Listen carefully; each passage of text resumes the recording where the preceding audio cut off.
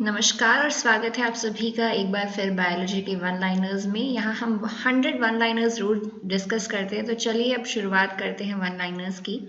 पहला सवाल है कि जो क्वारंटीन रेगुलेशंस हैं ये किस चीज़ से संबंधित होते हैं। तो क्वारंटीन अभी तो आप सब जानते होंगे, क्वारंटीन और आइसोलेशन ये टर्म्स काफ़ी सुनी होंगी।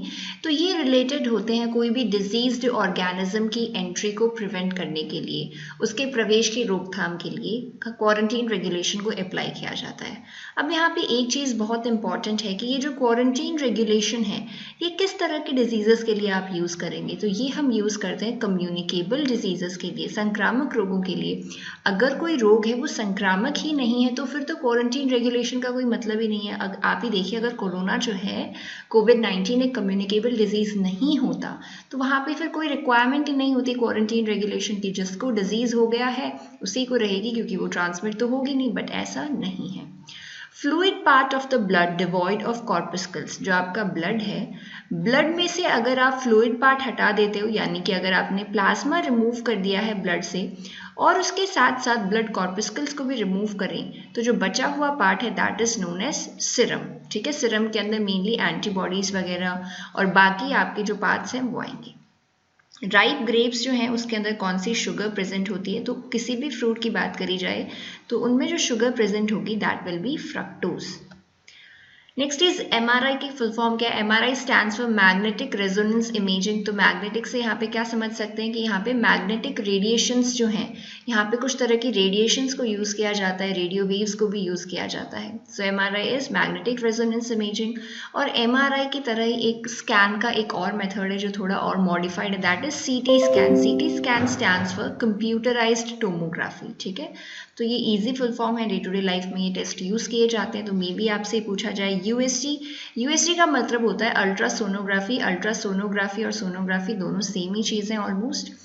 एमनियोसेंटेसिस एक मेथड है, ये किस चीज़ के लिए यूज़ किया जाता है। तो एमनियोसेंटेसिस जो है ये यूज़ किया जाता है जो बेबी जिसका जन्म अभी नहीं हुआ है उसमें जेनेटिक डिसऑर्डर्स देखने के लिए, क्योंकि एमनियोसेंटेसिस से हम क्या कर सकते हैं, जो क्रोमोसोमल पैटर्न है उसका पता लगा सकते हैं बेबी का एमनियोटिक फ्लूइड से। अब देखिए, अगर आप यहाँ पे क्रोमोसोम्स जो हैं उनके बारे में बता सकते हैं तो फिर तो आप ये भी बता सकते हैं कि क्रोमोसोम्स जो हैं वो XX हैं या XY हैं। इन शॉर्ट हम ये भी बता सकते हैं कि जो चाइल्ड है वो एक गर्ल है या एक बॉय है।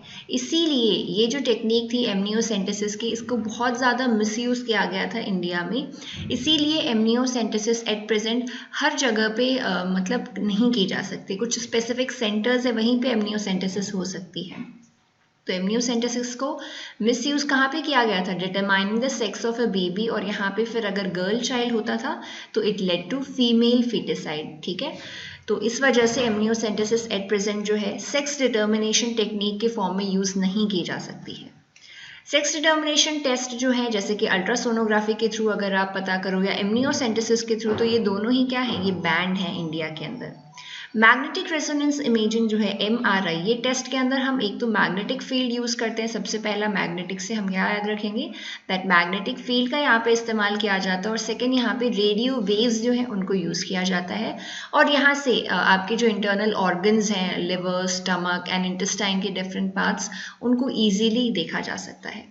Next is odontology. ओडोंटोलॉजी क्या है, वो साइंस जहाँ पे हम दांतों के बारे में पढ़ते हैं, स्टडी ऑफ टीथ। वो साइंस जहाँ पे डील किया जाता है टीथ के डिफरेंट एस्पेक्ट्स के बारे में, टीथ के बारे में, दांतों के बारे में जहाँ पढ़ा जाता है, that is known as odontology. अगला सवाल देखिए, the study of visceral organs. Visceral organs मतलब आपके जो बॉडी के अंदर की तरफ ऑर्गन्स प्रेजेंट है, लाइक स्प्लीन हो गया, आपका लिवर है, किडनीज हैं या कोई ग्लैंड्स हैं, इन सब की स्टडी जो है। एंजियोलॉजी जो टर्म है ये तो सर्कुलेशन से रिलेटेड है, एंजियोलॉजी नहीं होगा यहाँ पे, this will be anatomy. Okay, sorry. Angiology की अगर बात करी जाए तो एंजियोलॉजी रिलेटेड होता है आपके सर्कुलेशन से रिलेटेड, जो भी अगर आप यहाँ पे कोई भी किसी भी तरह की स्टडी अगर करते हो ब्लड सर्कुलेशन से related, so that comes under angiology. Extinct animals, जो एनिमल्स एक्सटिंक्ट हो चुके हैं उनकी स्टडी को क्या कहा जाता है, उनकी स्टडी को कहा जाता है पैलेंटोलॉजी। क्या कहा जाता है, पैलेंटोलॉजी। जैसे एक्सटिंक्ट एनिमल्स में एक सबसे इंपॉर्टेंट एग्जाम्पल्स आपके कौन से हैं, डायनासोर। डायनासोर्स जो हैं ऐसा माना जाता है कि जो प्रेजेंट डे बर्ड्स हैं उनके एंसेस्टर्स हुआ करते थे। क्यों, क्योंकि डायनासोर्स कहाँ पे क्लासिफाइड थे, रेप्टाइल्स के मेंबर थे डायनासोर्स, और उसके साथ साथ ये फ्लाई भी कर सकते थे।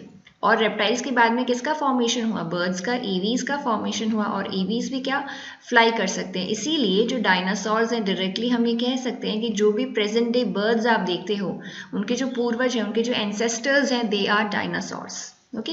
अर्थवर्म जो है, अर्थवर्म को फार्मर्स फ्रेंड भी कहा जाता है क्योंकि इसका इंपॉर्टेंट रोल होता है कहाँ पे, जो ये क्या करता है, सॉइल के अंदर बहुत सारी इसकी एक्टिविटीज़ होती हैं जिनकी वजह से ये उसकी फर्टिलिटी को इंक्रीज करता है, प्रोडक्टिविटी को बढ़ा देता है, मैन्योर रिच बना देता है सॉइल को। सो इस वजह से it is known as farmers friend. Ostrich जो है, ऑस्ट्रिच एक फ्लाइटलेस बर्ड है, ठीक है। किस तरह का बर्ड है ये, एक फ्लाइटलेस, यानी कि इसके अंदर विंग्स अगर हैं तो भी ये फ्लाइट नहीं कर पाएगा, उड़ान नहीं भर पाता है। उसके साथ साथ it is also the tallest bird. किस तरह का बर्ड है, ostrich is the tallest bird. जितने भी आपके एवीज हैं उसके अंदर जो बर्ड्स क्लासिफाइड हैं, वहाँ पे ostrich is the tallest bird. Okay, next देखते हैं। Next, 1 second. Okay, the term gene, gene जो टर्म थी किसने कॉइन करी थी, gene term was coined bye W.L. जॉहनसन। इन्होंने जब जीन की टर्म दी थी उससे पहले जो है जीन को किसी और नाम से जाना जाता था। So first of all gene term was introduced by W.L. Johannsen. Crocodile के अंदर मैक्सिमम नंबर ऑफ रिब्स होती हैं, और इससे भी ज़्यादा इंपॉर्टेंट एक क्वेश्चन जो हम पहले डिस्कस कर चुके हैं वो ये है कि क्रोकोडाइल के अंदर 4 चैम्बर्ड हार्ट प्रेजेंट होता है, जो कि एक एक्सेप्शन है रेप्टिलिया के लिए। Okay, 4 chamber. प्रोटीन जो है मोस्ट इंपॉर्टेंट थिंग है ग्रोथ के लिए, बच्चों के लिए up to the age of 14, क्योंकि जो चाइल्ड हैं उनकी ग्रोथ की एज होती है उनकी प्यूबर्टी तक, या प्यूबर्टी शुरू होने से पहले, या फिर उस टाइम तक चलती रहती है, एडोलेसेंस से पहले। सो उस टाइम पे उनको बॉडी बिल्डिंग की बहुत ज़्यादा रिक्वायरमेंट होती है, उनकी लेंथ में इंक्रीमेंट होता है, उनकी बोन्स में रेगुलरली चेंज होती रहते हैं। सो दैट्स वाई प्रोटीन एक बहुत इंपॉर्टेंट कंस्टिट्यूएंट होना चाहिए चिल्ड्रंस की डाइट का, बच्चों की डाइट का, चाइल्ड डाइट का।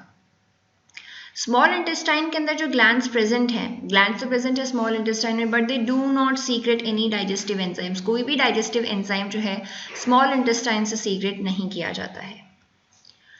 Study of a newborn up to the age of 3 months, एक न्यूबॉर्न है उसके न्यूली बॉर्न से लेकर के 3 मंथ्स तक के बारे में अगर कुछ भी आप स्टडी करते हो उसके बारे में, so that comes under the field of neonatology.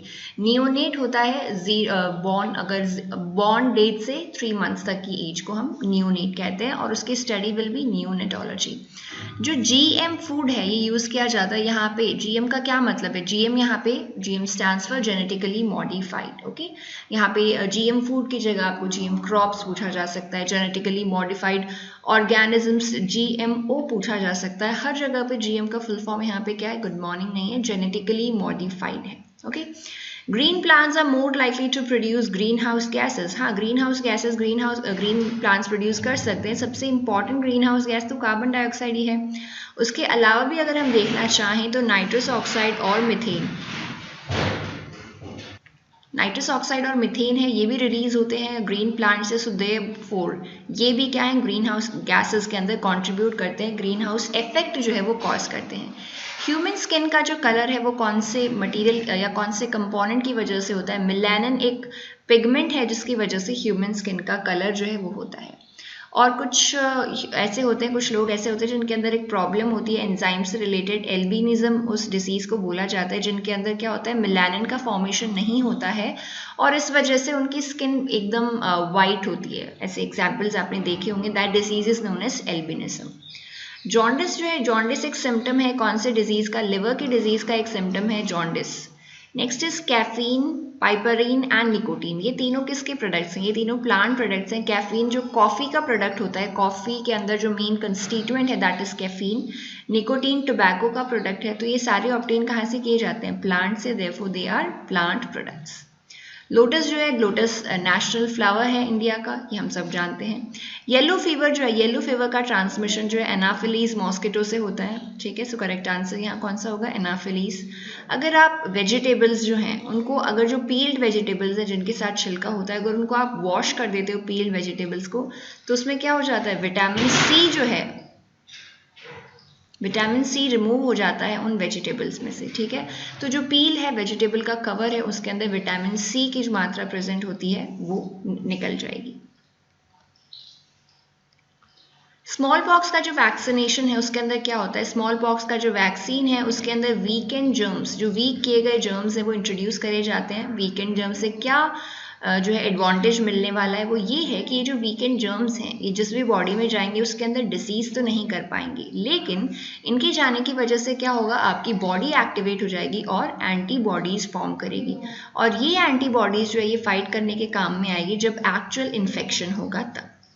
एक मैन है उसके अंदर कलर ब्लाइंडनेस अगर है तो वो कौन कौन से रंग देख सकता है। कलर ब्लाइंडनेस वाले जो लोग होते हैं वो यूजुअली रेड और ग्रीन के अंदर डिफ्रेंशिएट नहीं कर पाते हैं, ठीक है। ये रेड और ग्रीन होता है मोस्ट कॉमनली, तो ये येलो और इस तरह के कलर्स जो हैं बाकी वो देख सकते हैं। रेड भी कभी कभी देख सकते हैं, ज़रूरी नहीं है हमेशा रेड और ग्रीन वाली कलर ब्लाइंडनेस ही उनमें प्रेजेंट हो। Next question is, according to WHO, the bird flu virus cannot be transmitted through cooked food beyond 70 degree Celsius. यानी कि जो बर्ड फ्लू वायरस है वो जो है कुक अगर अच्छे से पका हुआ फूड नहीं होता है तो उससे ट्रांसमिट हो सकता है, लेकिन अगर आपने खाने को 70 डिग्री सेल्सियस से ज़्यादा टेम्परेचर पे अगर पकाया है तो बर्ड फ्लू वायरस जो है उसके ट्रांसमिट होने के चांसेस नहीं होते हैं या बहुत ही कम होते हैं। अब देखिए, कोल्ड ब्लडेड एनिमल्स और वार्म ब्लडेड एनिमल्स, ये बार बार आपको आएगा। कोल्ड ब्लडेड एनिमल्स वो होते हैं जिनका बॉडी का टेम्परेचर जो है एनवायरनमेंट के टेम्परेचर के साथ में ही चेंज होता है। अगर बहुत ज़्यादा गर्मी है, टेम्परेचर 40 डिग्री सेल्सियस से ज़्यादा जा रहा है तो उनका टेम्परेचर भी उनके सराउंडिंग के अकॉर्डिंग इंक्रीज हो जाएगा और विंटर सीजन्स के अंदर क्या हो जाएगा, डिक्रीज हो जाएगा। तो यही यहाँ पे बताया गया है कि कोल्ड ब्लडेड एनिमल्स जो हैं उनके अंदर जो बॉडी टेम्परेचर है वो एटमॉस्फेयर के टेम्परेचर के अकॉर्डिंग चेंज होता है। Next is when a person is walking in bright sunlight. जब देखिए आप बहुत ज़्यादा रोशनी में चल रहे होते, फिर आप अचानक से एक डार्क रूम में एंटर कर रहे होते हो तो आपको कुछ सेकंड्स के लिए कुछ भी नहीं दिखाई देता है। ऐसा क्यों? क्योंकि जब आप ब्राइट सनलाइट में चल रहे होते हो तो आपके प्यूपिल्स जो हैं वो बहुत ज़्यादा डायलेटेड होते हैं, ठीक है। इतने प्यूपिल्स जो हैं वो कम डायलेटेड होते हैं क्योंकि हम नहीं चाहते इतनी ज़्यादा अमाउंट में सनलाइट हमारी आंखों में एंटर करे क्योंकि वो डैमेजिंग हो सकता है। लेकिन जैसे ही आप एक अंधेरे रूम में जाओगे, डार्क रूम में जाओगे, प्यूपिल को ज़्यादा डायलेट होना पड़ेगा क्योंकि वहाँ पे रोशनी बहुत कम है, तो हमें अपना प्यूपिल का साइज जो है वो इंक्रीज करना पड़ेगा ताकि मैक्सिमम से मैक्सिमम लाइट हमारे रेटिना तक पहुँच सके। और ये जो चेंज है प्यूपिल का एकदम छोटे साइज से लेकर के थोड़ा डायलेट होना, यानी साइज में इंक्रीज करना, इसको थोड़े टाइम की ज़रूरत होती है। इस वजह से कुछ सेकेंड्स के लिए आपको कुछ भी क्लियरली दिखाई नहीं देता है। तो इसका यही आंसर होगा कि आइरिस जो है वो डायलेट नहीं कर पाता है प्यूपिल को एकदम से जैसे आप एंटर करें तो इमीडिएटली ये चेंज नहीं हो पाता, कुछ सेकंड्स का टाइम इसे लगता है। ह्यूमन क्लोनिंग जो है ब्रिटेन के अंदर परमिटेड है और ये भी रिसर्च के पर्पस के लिए परमिटेड है, ठीक है। हेपेटाइटिस किस तरह की डिजीज है? हेपेटाइटिस एक वायरल फॉर्म ऑफ डिजीज है, एक वायरस से कॉज होता है ये, और उस वायरस को हम हेपेटाइटिस वायरस के नाम से जानते हैं। डॉली जो है ये दुनिया का सबसे पहला क्लोन्ड एनिमल था, और डॉली जो है वो क्या थी? डॉली एक शीप थी, ठीक है, एक भेड़ थी। मम्स एक डिजीज है, मम्स होती है वायरल डिजीज, वायरस की इन्फेक्शन की वजह से होती है मम्स, ठीक है। गोबर गैस का मेजर कंस्टिट्यूएंट कौन है? गोबर गैस में सबसे इंपॉर्टेंट जो रोल है, सबसे ज़्यादा पार्ट जो होता है वो किसका होता है? मीथेन गैस का होता है। और गोबर गैस को बनाने के लिए हम यूजुअली किस तरह के प्रोडक्ट्स यूज़ करते हैं? हम यूजुअली यहाँ पे गोबर गैस, यहाँ पे टर्म की यूज़ करिए, यहाँ पे गोबर का इस्तेमाल किया जाता है, या फिर काउडंग केक्स का यूज़ किया जाता है, और उसके साथ साथ में बाकी वेस्ट को भी इसमें यूज़ किया जा सकता है, ओके। और ये जो गैस है इसको इजीली आप अपने किचन्स वगैरह में यूज़ कर सकते हो, आपके एलपीजी वगैरह की जगह पे, ठीक है। तो इसके बहुत सारे यूजेस हो सकते हैं, और रिमेनिंग जो आपका जो पार्ट है जो आपने ऐड किया था गोबर और उसके साथ में बाकी इम्प्योरिटी, बाकी जो भी वेस्ट प्रोडक्ट्स थे उन सबको आप खाद की तरह यूज़ कर सकते हो। डिफेक्ट्स ऑफ आई की अगर हम बात करें तो शॉर्ट साइटेडनेस के नाम से किसे जाना जाता है? तो मायोपिया जो है, मायोपिया को ही शॉर्ट साइटेडनेस के नाम से जाना जाता है। तो मायोपिया के अंदर क्या होता है? दूर की चीज़ें हमें साफ दिखाई नहीं देती हैं, लेकिन पास के विजन में कोई भी चेंज नहीं होता है। एक कलर ब्लाइंड पर्सन है तो वो उसको कलर ब्लाइंड क्यों बोला जाता है? तो ऐसा नहीं है कि वो कोई भी कलर नहीं देख पाता है, तो यहाँ पे कलर ब्लाइंड इसलिए बोला गया है क्योंकि वो कुछ कलर ऐसे होते हैं जिनके बीच में डिफ्रेंशिएट नहीं कर पाता है, ठीक है। प्योरेस्ट फॉर्म ऑफ वाटर कौन सा होता है? जो रेन वाटर है वो प्योरेस्ट फॉर्म ऑफ वाटर होता है, लेकिन स्टिल रेन वाटर के अंदर भी आपने एसिड रेन का कॉन्सेप्ट पढ़ा होगा। तो जो इनिशियल कुछ जो बारिशें होती हैं, फर्स्ट रेन यूजुअली, उसको तो हम नहीं बोल सकते कि वो प्योरेस्ट फॉर्म ऑफ वाटर है। उसके अलावा प्योरेस्ट फॉर्म ऑफ वाटर हम किसे मेंशन करेंगे? रेन वाटर को। 3 गैसेस यहाँ पे मेंशन करी गई हैं, कार्बन डाइऑक्साइड है, नाइट्रोजन ऑक्साइड है और क्लोरोफ्लोरोकार्बन्स है। ये किस तरह की गैसेस है? तो क्लोरोफ्लोरोकार्बन्स देखिए ग्रीन हाउस गैस भी है, उसके अलावा ये एक ओजोन डिप्लीटिंग सब्सटेंस भी है, यानी क्लोरोफ्लोरोकार्बन जितना ज़्यादा एटमॉस्फेयर में बढ़ेगा ओजोन लेयर की थिकनेस जो है वो उतनी ही कम होती जाएगी। कार्बन डाइऑक्साइड हम सब जानते हैं एक मेजर ग्रीन हाउस गैस है।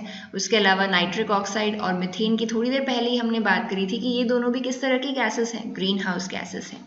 ठीक है, तो यहाँ पे सही जवाब क्या होगा? ये तीनों गैसेस ग्रीन हाउस गैसेस हरित गृह गैस के उदाहरण हैं।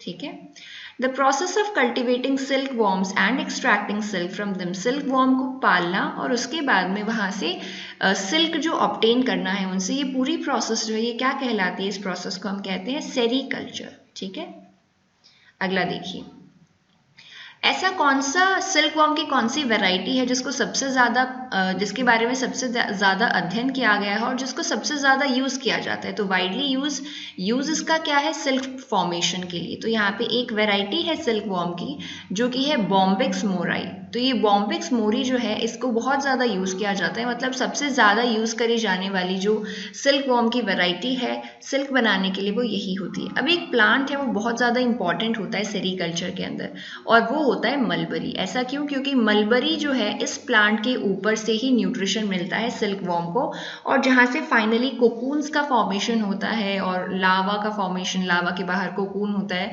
और वहाँ से सिल्क का फॉर्मेशन होता है। वो पूरी प्रोसेस आप देख लें, बट जो प्लांट यहाँ पे इंपॉर्टेंट है वो होगा मलबरी। ठीक है, largest producer and supply of silk, silk का सबसे बड़ा निर्माता, उत्पादक और आपूर्तिकर्ता कौन है? सबसे पहले पे आता है चाइना और चाइना के बाद में आता है इंडिया, सेकंड पे आएगा इंडिया। ओके, अगला देखिए, थोड़ी बात अब कोरोना वायरस की भी कर लेते हैं, बहुत सारे एमसीक्यूज उस पर भी बनते हैं, मे बी आपसे पूछा जाए। पहला केस जो है नोवेल कोरोना वायरस का, ये कहाँ आइडेंटिफाई किया गया था? पहला केस आइडेंटिफाई किया गया था वुहान के अंदर, जो कि चाइना के अंदर सिचुएटेड है। ठीक है, तो कोविड-19 जो नाम है इसको बाद में दिया गया था, पहले इसे novel corona virus corona virus के नाम से जाना जाता था। ठीक है, अगला देखिए, WHO ने इसको कोविड-19 का नाम कब दिया था? इसको दिया था फरवरी के अंदर, 11 फरवरी 2020। ठीक है, उसके बाद में कोरोना वायरस को इस तरह का नाम क्यों दिया गया? कोरोना क्यों बोला इसको? क्योंकि कोरोना का मतलब जो होता है वो क्राउन से रिलेटेड है और इसकी जो अपीयरेंस है वो क्राउन जैसी होती है, इसमें क्राउन की तरह के इस तरह के प्रोजेक्शंस होते हैं, तो इनको देख के ऐसे लगता है कि जैसे ये मुकुट हो, कोई क्राउन हो। ठीक है, इसीलिए इसे बोला गया है कोरोना वायरस। WHO ने कोविड-19 को एक ग्लोबल पैंडेमिक कब डिक्लेयर किया था? मार्च में डिक्लेयर किया था। तो 11 फरवरी को तो कोविड-19 नाम दिया गया था और 11 मार्च को ग्लोबल पैंडेमिक डिक्लेयर किया था। इंक्यूबेशन पीरियड कितना होता है कोरोना वायरस का? कोरोना वायरस का इंक्यूबेशन पीरियड होता है 2 से 14 दिन। और अब ये इंक्यूबेशन पीरियड क्या है? इंक्यूबेशन पीरियड होता है अगर वायरस इन्फेक्ट कर चुका है आपको, तो उस इन्फेक्शन से लेकर के जो सिम्टम अपीयर होने तक का टाइम है वो कितना हो सकता है? मैक्सिमम 14 डे हो सकता है और 2 दिन भी हो सकता है। ठीक है,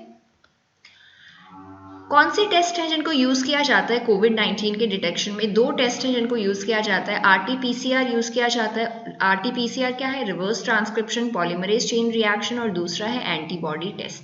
RT-PCR क्यों यूज़ किया गया है? क्योंकि ये वायरस जो है इसका जेनेटिक मटीरियल क्या है? RNA। जो कोरोना वायरस है, अगर आपसे पूछा जाए कि उसका जेनेटिक मटीरियल क्या है, तो जेनेटिक मटीरियल है RNA। कोरोना के अंदर कौन से जोन्स ऐसे हैं जिनको हॉट स्पॉट्स की तरह देखा गया है? कोरोना के अंदर जो रेड जोन्स हैं, अभी देखिए थोड़े टाइम पहले जोन्स में क्लासिफाई किया गया था, रेड जोन था, ऑरेंज एंड ग्रीन था, तो उसमें जो रेड जोन है उनको हॉट स्पॉट की तरह देखा गया है, यानी कि वहाँ पे बहुत ज़्यादा केसेस जो हैं वो कोरोना के पाए गए हैं उस दौरान। जो अल्कोहल बेस्ड सैनिटाइजर हैं जो कोरोना वायरस के लिए बताए गए हैं हैंड वॉश के लिए, उसमें कितना इथेनॉल कंटेंट होना चाहिए? तो देखिए, घरेलू यूज़ के लिए अगर आप साबुन और पानी से अच्छी तरह से हाथ धोएंगे, दैट इज़ ऑल्सो सफिशिएंट। खाना खाने से पहले या फिर किसी भी जगह जाके आने के बाद या कोई भी आप वस्तु छू रहे हैं उसके बाद में।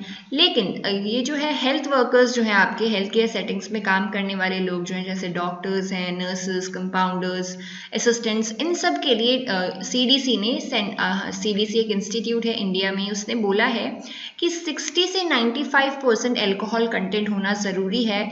जो भी हैंड वॉश है उनके अंदर अल्कोहल बेस्ड हैंड रब होने चाहिए। वो RT-PCR जो टेस्ट यूज़ किया गया है उसका फुल फॉर्म क्या है? उसका फुल फॉर्म है रिवर्स ट्रांसक्रिप्शन, PCR का हम जानते हैं पॉलीमरेज चेन रिएक्शन। डीएनए जो है, डीएनए टेस्ट, जो कि डीएनए टेस्ट आपका डीएनए फिंगरप्रिंटिंग के नाम से भी जाना जाता है, किसने डिस्कवर किया था इसको? डॉक्टर एलेक जेफरी ने इसको डिस्कवर किया था।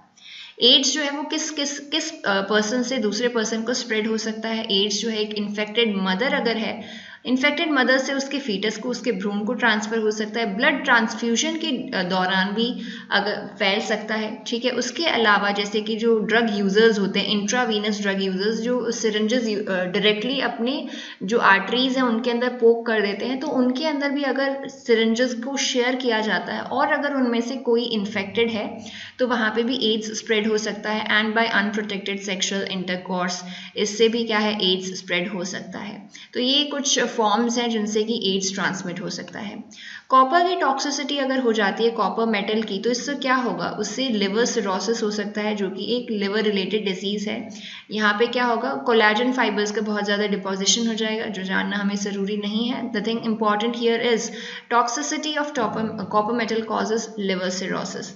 अगर कोई ब्लड वेसल है उसकी रेडियस जो है उसको डिक्रीज कर दिया जाए तो उसके ब्लड प्रेशर को क्या होगा? रेडियस अगर आपने डिक्रीज करी है तो ब्लड प्रेशर क्या होगा? बढ़ जाएगा। Blood pressure will increase. Insufficient blood supply in the human body is referred to as, कहीं भी किसी भी आपका ऑर्गन है, कोई भी बॉडी का पार्ट है, वहाँ पे अगर ऑक्सीजन सप्लाई ठीक से नहीं हो रही है, जितनी रिक्वायरमेंट है उतनी अगर ऑक्सीजन सप्लाई नहीं हो पा रही है, तो उसको ना जाना जाता है इस्चीमिया के नाम से, ठीक है।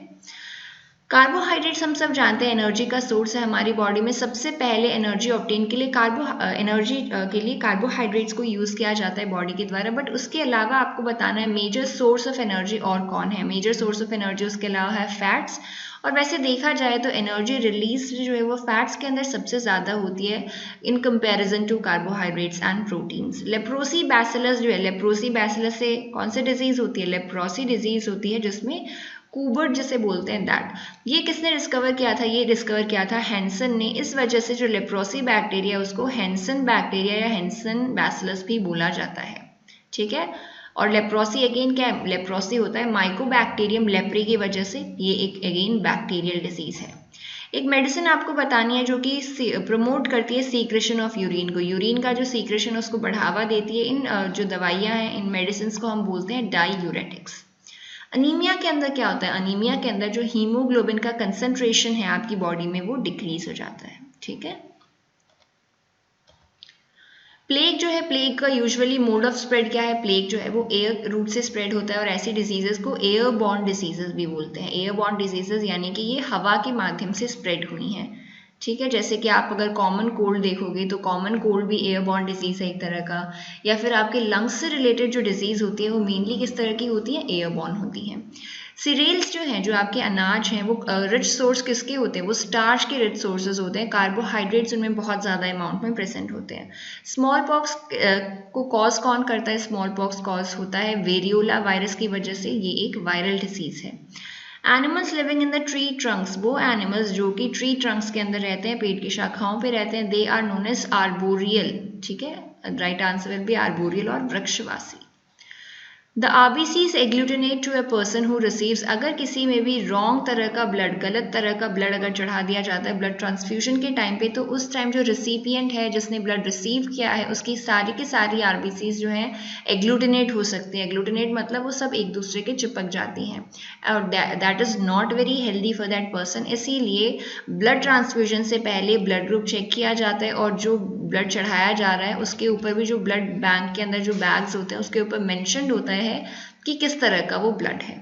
NIS की फुल फॉर्म क्या है? NIS is national immunization schedule.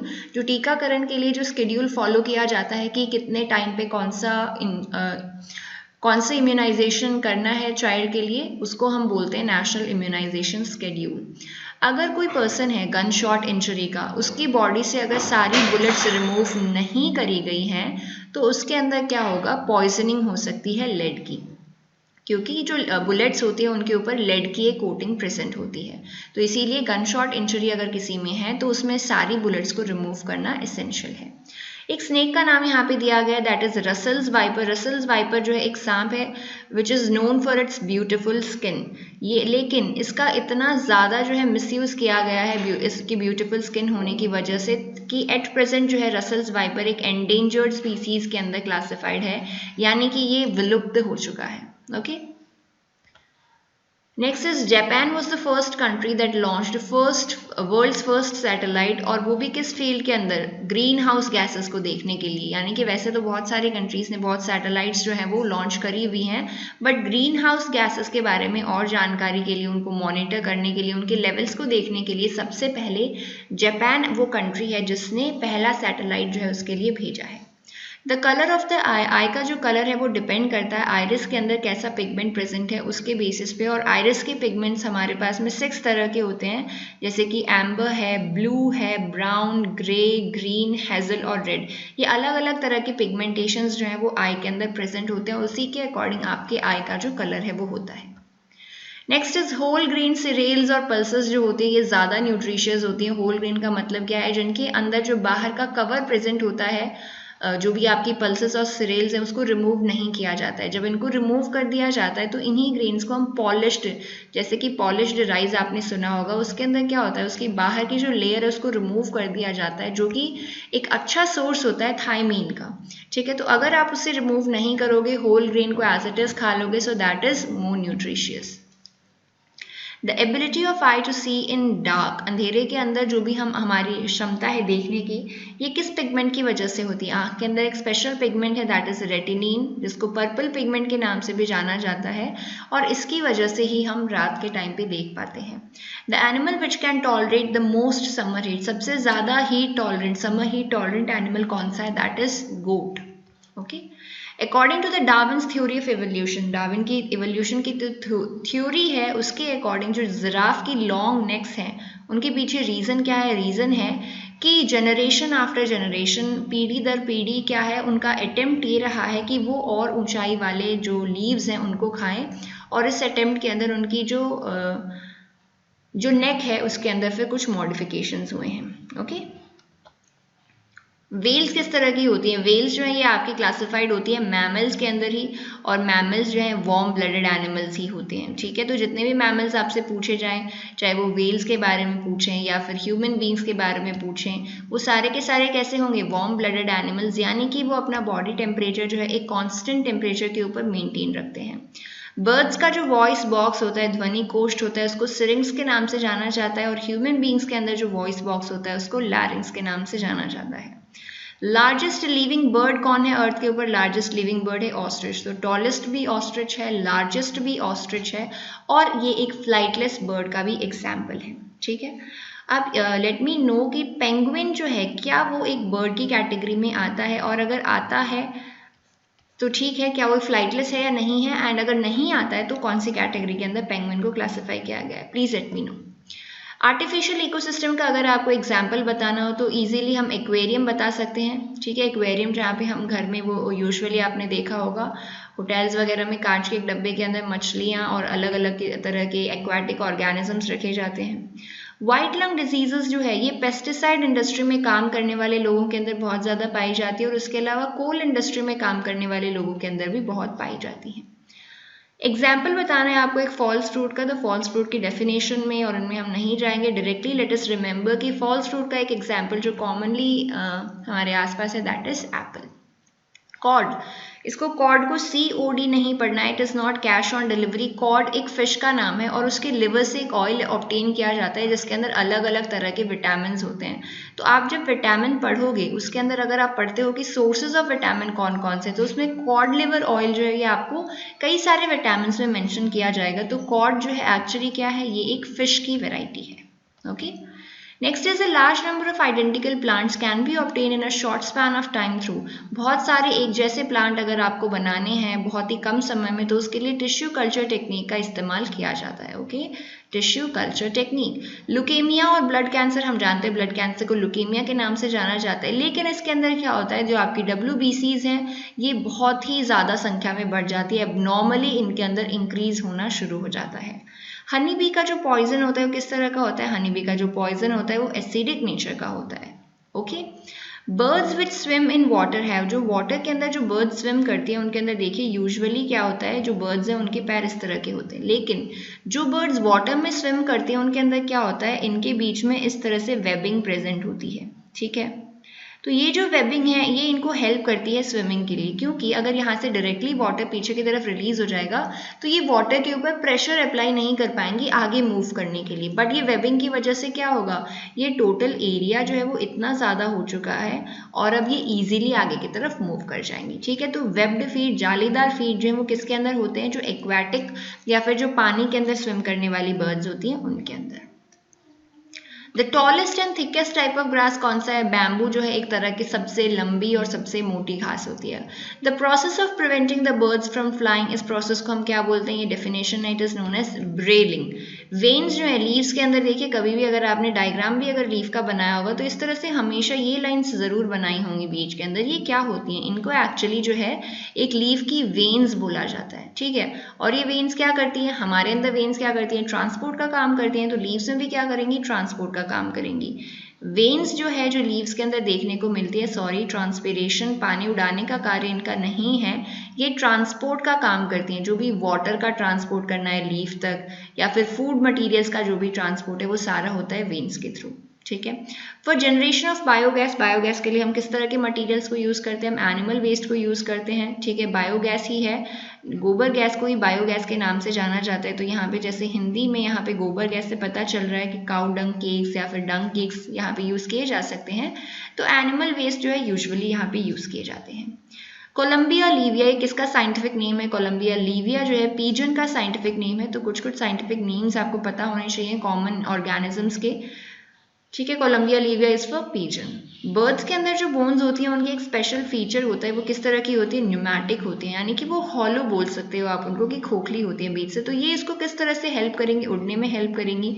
Hollow होंगी तो क्या होगा, जो बर्ड का वेट होगा वो कम होगा, और बर्ड का वेट कम होगा तो वो उसको उड़ने में हेल्प करेंगी। Okay, highest amount of energy कौन से सब्सटेंस से प्रोड्यूस होती है आपकी बॉडी के अंदर, तो मैंने थोड़ी देर पहले ही बताया था कि फैट्स के अंदर सबसे ज़्यादा अमाउंट में एनर्जी रिलीज होती है कार्बोहाइड्रेट्स और प्रोटीन्स के कंपैरिजन में। जो बायोलॉजिकल कंट्रोल के जो मेथड्स हैं उनके अंदर किस चीज़ को यूज़ नहीं किया जाता है, तो बायोलॉजिकल कंट्रोल में किसी भी तरह के केमिकल को यूज़ नहीं किया जाता है। तो बायोलॉजिकल कंट्रोल में हम पेस्टिसाइड्स का यूज़ नहीं करेंगे। अगर कोई मेन्योर है तो उसमें भी केमिकल मेन्योर का यूज़ ना करके डायरेक्टली जैसे गोबर गैस से अगर हम जो मेन्योर बना रहे हैं उसका यूज़ किया जा सकता है। तो पेस्टिसाइड्स, कीटनाशकों का प्रयोग जो है बायोलॉजिकल कंट्रोल में नहीं किया जाता है। Okay, so these were the questions for today. Thank you and have a nice day.